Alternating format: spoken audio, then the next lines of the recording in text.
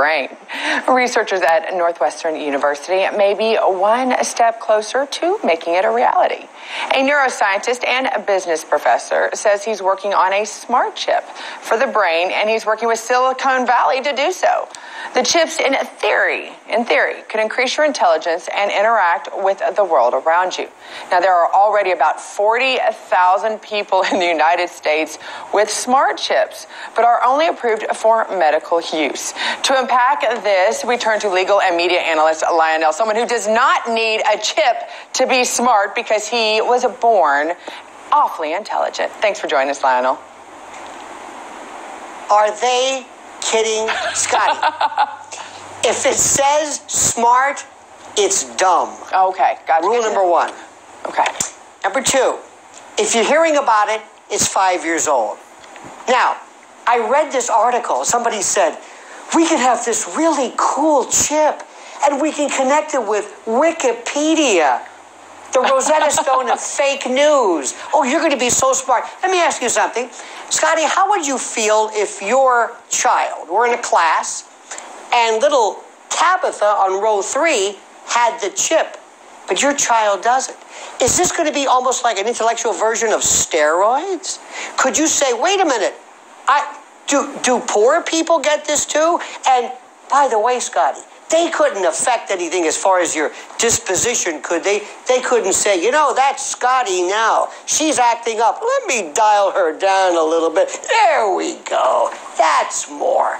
That's the Scotty we like. Are people out of their mind? You're an intelligent woman. Scotty, would you ever have this done? Well, how do you know I haven't? I'm just kidding with you. It sounds very...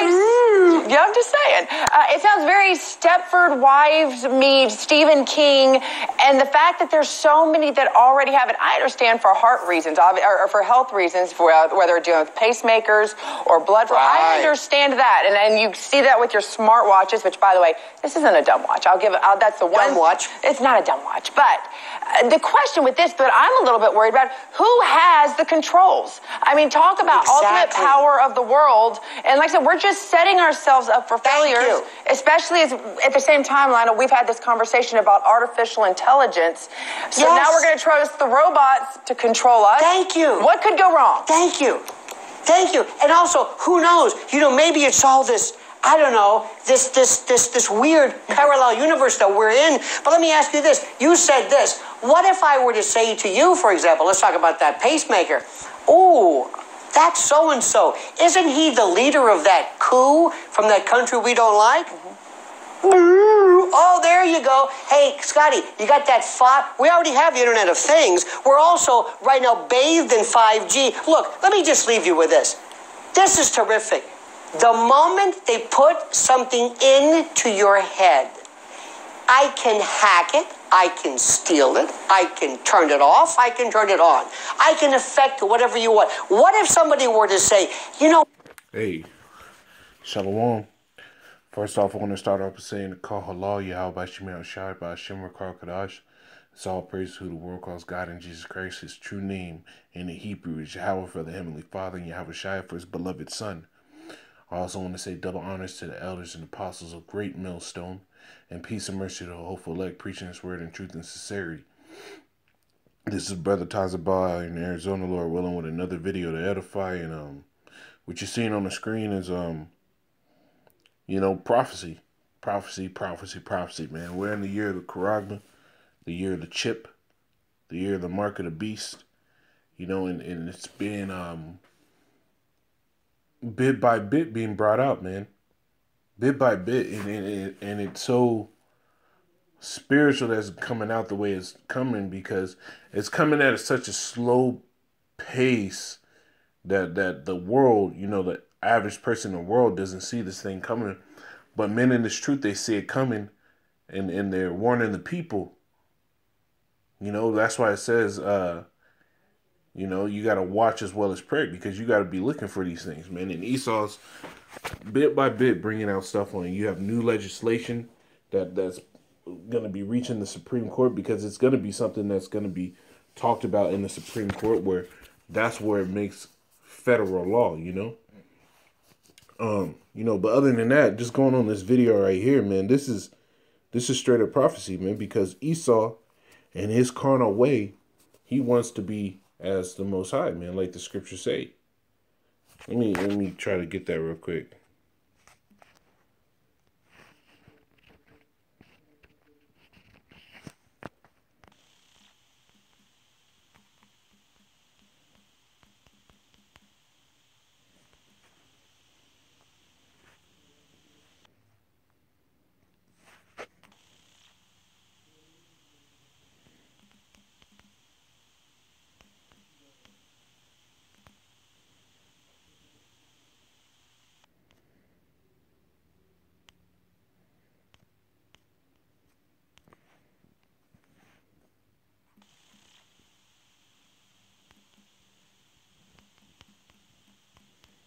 Salakia, bear with me.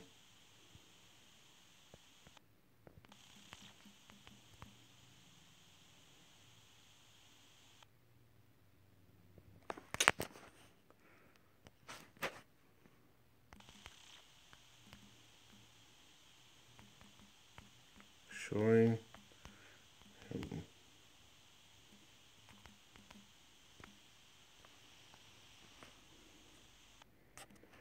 Second Thessalonians 2:4.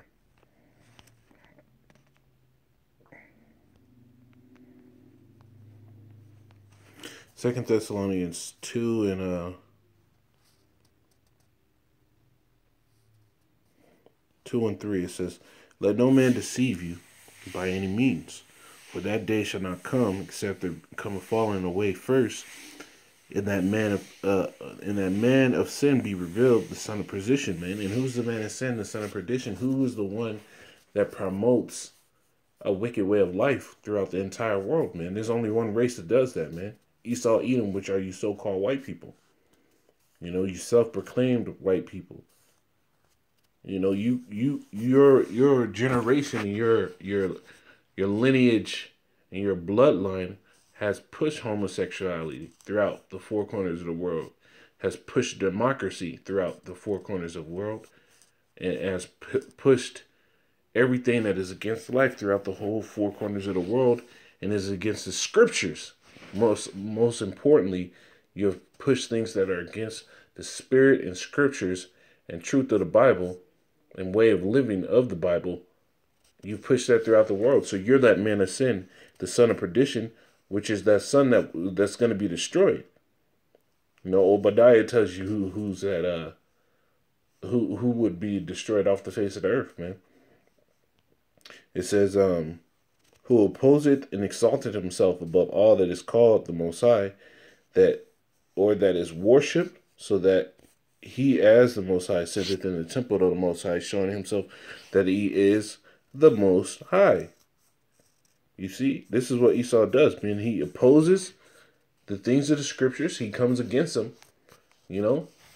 The scriptures tell you you're not supposed to suffer a witch to live, but here it is. You have a society where everybody is free to do what they want. Hell, they have things coming out where you got these Christian women turning into witches thinking it's okay. And Esau's not making an uproar about it. You have pedophiles out here still living. You have homosexuals out here still living, and the scriptures tell you there's a certain judgment that you bring out for that deed. And the scriptures tell you their blood would be upon their own hands because they committed that act. There's things paid out in the scriptures and planned out in the scriptures how you're supposed to deal with things, and Esau opposes that and sets up laws to protect homosexuals, protect witchcraft, people that practice witchcraft, protect all these things against the scriptures. So he opposes himself against all things of the Most High and exalted himself above those things. So now Esau, wanting to be as the Most High, wants to put a chip in you. And just like the Lord wants to put the law, statutes, and commandments in Israel so that they never go off, Esau wants to put a chip in you so that he can make you what he wants you to be. He can give you that stack of knowledge that he wants you to have. And that's it. And you can never grow above it. See, but the Lord, he does that, man. The Lord does that. It says, Sirach, Ecclesiasticus 38.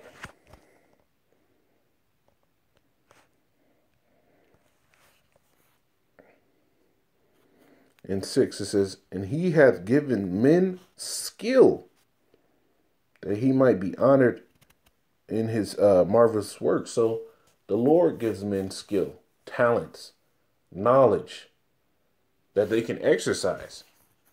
See, but Esau, through his carnal means, through this brain chip, he wants to be able to give people what he wants them to have. You know? And this is all prophecy, really. This is all really prophecy because the scriptures tell you in the book of Revelation,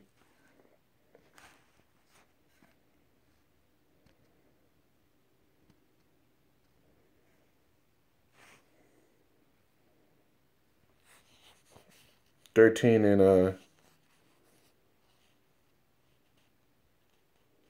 I'm sorry, 12.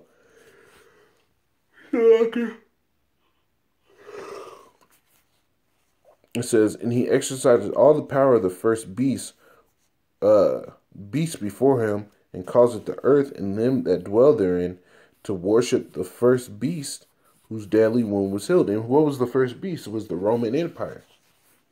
That whole system that the Roman Empire had. You know? So the way it was healed was because that whole Roman structure and the way of doing business, the military model, the expansion model is played out here in Babylon the Great. So there's that wound that was healed. It says 13, it says, and he doeth great wonders, so that he maketh fire come down from heaven on earth in the sight of men. And when did that first happen? I believe it was the bombing of Yugoslavia by NATO and the EU, you know, by the NATO nations. That was the first time that they made fire as that beast, as the beast. Yes, the Hiroshima and Nagasaki was before that, but the bombing of Yugoslavia was when the beast did that as a whole, as a collective whole. NATO and the EU, you know. It says, verse 14, and deceiveth them that dwell on the earth by the means of those miracles which he had power to do in the sight of the beast, saying to them that dwell on the earth, that they should make an image to the beast, which had the wound by the sword and did live. You see? So by miracles, he's going to deceive those that live upon the earth. And this mark of the beast, this brain chip, is part of those miracles, because through that, people are you know, they have spinal implants, they have brain implants, where they're going to sit here and advertise it for so many medical advances that people are going to believe in this system. Like this, the Lord has to be dealing with this man, that he's coming out with these things. So people are going to sit here and believe in this system just based off of that. But if you go to Revelation 19, you know what? I'm going to keep reading on 13. It says, verse 14, it says, and he deceiveth them that dwell on the earth by means of the miracles which he had power to do in the sight of the beast, saying to them that dwell on the earth, that they should make an image to the beast, which had the wound by the sword and did live, which is talking about Babylon the Great, America.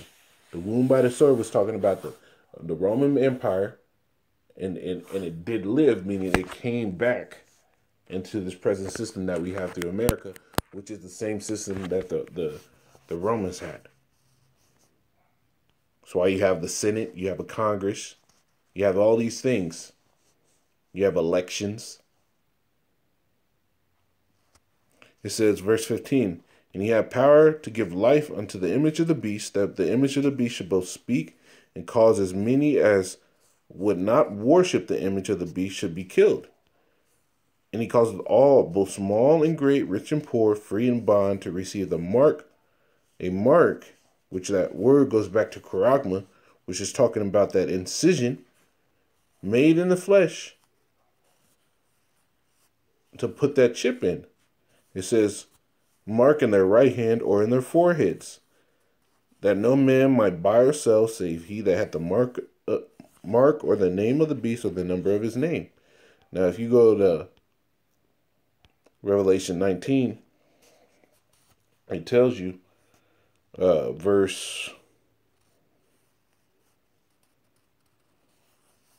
at 19, it says, Revelation 19 and 19.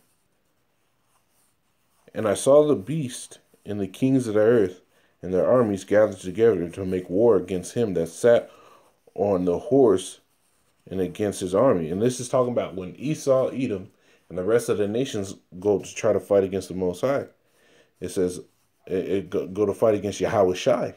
It says, verse 20, and the beast was taken with him and the false prophets that wrote miracles before him, in which it says, with which he deceived them that had received the mark of the beast, and them that worship his image. These both were cast alive into the lake of fire burning with brimstone. And see, that's the thing. You know, though this Edomite, the so-called white man, is able to do all these miracles through his technologies, his carnal means, you know, he's going to be addressed. And everybody that follows suit into that. You know, this is something big, man, where we're in the time now where if the men that you're calling your teachers isn't talking about something so crucial as to a microchip being put into your brain, possibly, that controls your brain or your hand, that controls everyday monetary actions, and possibly your knowledge of things, just like they're going through how this brain implant might help them become smarter. You know, if they're not talking about something like that, you know, you got to really question those men. Because here at Great Millstone, we believe this is the mark of the beast. We believe the Lord is showing us these things because we're at the time of that mark of the beast to be coming out. You know, Esau is going to deceive many by the miracles done through this chip, man. And this the whole thing. And for you the law, Israelites, this whole thing is against the scriptures in the first place. Leviticus 19 and 28. It says, you shall not make any cuttings in your flesh. And that word cutting goes back to the word, let me just try to get it.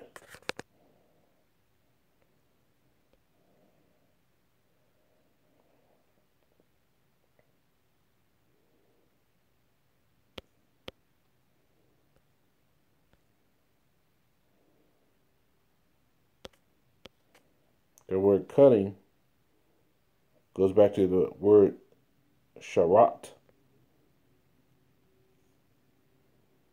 Sharat. Sharat, which means incision or cut, just like the mark of the beast. The RFID microchip, what do they use? They use the Peller stake, which is that delivery method, the syringe with the hypodermic needle on it, to put that microchip inside of you. So you're not supposed to make any cuttings in your flesh like that. So this whole thing is against the scriptures. That's why we read. He opposed it and is against all that is the Most High. You know?